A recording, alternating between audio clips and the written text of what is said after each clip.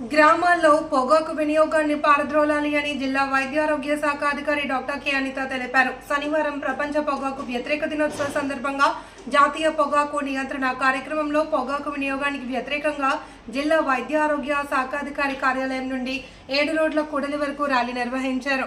ఈ ర్యాలీని జిల్లా వైద్య ఆరోగ్య శాఖ అధికారి జెండా ఊపి లాంఛనంగా ప్రారంభించారు. ర్యాలీ అనంతరం 7 రోడ్ల కూడలి వద్ద మానవహారంగా ఏర్పడి పొగాకు వినియోగానికి వ్యతిరేకంగా ప్రతిజ్ఞ నినాదాలు చేశారు. అనంతరం జిల్లా వైద్య ఆరోగ్య శాఖ అధికారి డాక్టర్ కె అనిత మాట్లాడుతూ పొగాకు నికోటిన్ ఉత్పత్తి పరిశ్రమ యొక్క మాయ మంత్రాలను బయటపెట్టడం, ఈ రోజు నుండి 15 రోజుల పాటు పొగాకు వినియోగానికి వ్యతిరేకంగా వ్యూహాత్మక కార్యాచరణను ప్రకటించారు. ఈ కార్యక్రమంలో జిల్లా అదనపు వైద్య ఆరోగ్య శాఖ అధికారి డాక్టర్ శ్రీకాంత్, డిప్యూటీ జిల్లా వైద్య ఆరోగ్య శాఖ అధికారి doctor Mary Catherine, NCD PO doctor Ittili Venkatarao, DIO doctor Ramadasu, DPMO doctor Ravindra, కార్యాలయ సిబ్బంది, ఆశా వర్కర్లు తదితరులు పాల్గొన్నారు.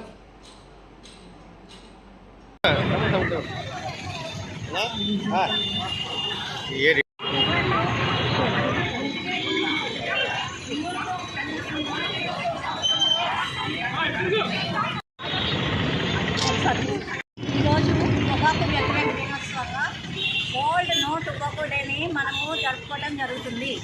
ఈ వరల్డ్ నో టొబాకో డే ఏంటంటే పొగాకు ముఖ్యంగా లేదు అడ్డచుట్ట, వీటి వలన చాలా ప్రాణాంతకమైన ప్రమాదాన్ని మనం ఎదుర్కొంటున్నాం.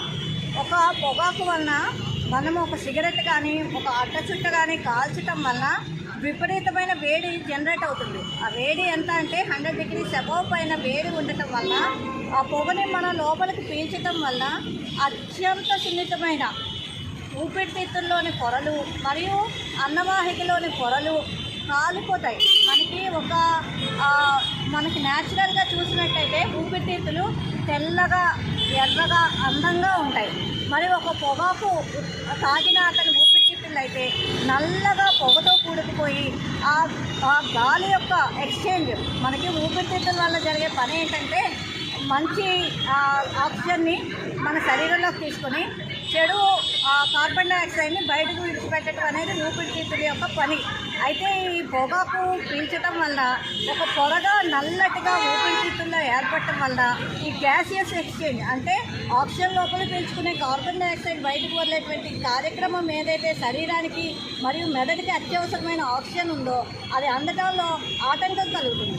అందువలన ఈ పొగాకు పీల్చడం వల్ల నికోటిన్ వల్ల వచ్చే ఆ పొర వలన మనకి ఊపిరితిత్తులకి డ్యామేజ్ జరగడం, దానివల్ల క్రానిక్ బ్రాంకైటిస్, సిఓపిడి, తర్వాత ఊపిరితిత్తులకు సంబంధించిన క్యాన్సరు మరియు అడ్డచుట్ట వలన ఖచ్చితంగా నోట్లో, అంగిట్లో, నాలుక మీద క్యాన్సర్లు రావడం చాలా ప్రమాదం ఎక్కువగా ఉంటుంది. అదేవిధంగా ఈ పొగాకు వలన ఊపిరితిత్తుల క్యాన్సర్ కూడా చాలా ఎక్కువగా ఉంటుంది.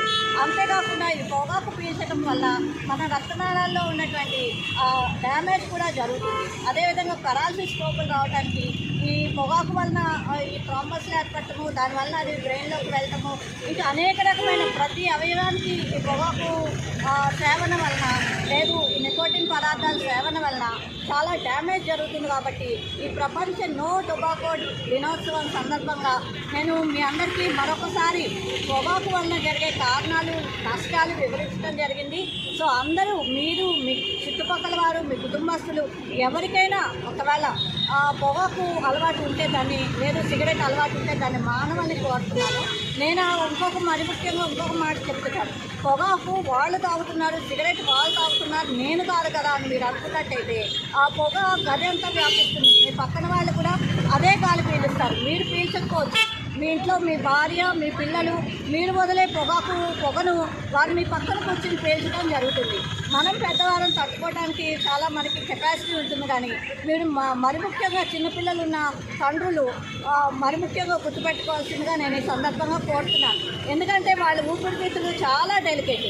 మీరు వదిలే పొగ మీకు ఒక 1% అయినా కూడా ఆ పిల్లల ఊపిరితిత్తుల్ని డ్యామేజ్ చేస్తుంది. కాబట్టి చిన్నపిల్లలున్న తండ్రులు మరి ముఖ్యంగా జ్ఞాపకం పెట్టుకుని మీ కుటుంబస్తులకి మరి సమాజానికి నష్టం కలగకుండా పొగాకు అలవాట్లు మానవేయాల్సిందిగా ఈ సందర్భంగా కోరుతున్నాను. Thank you.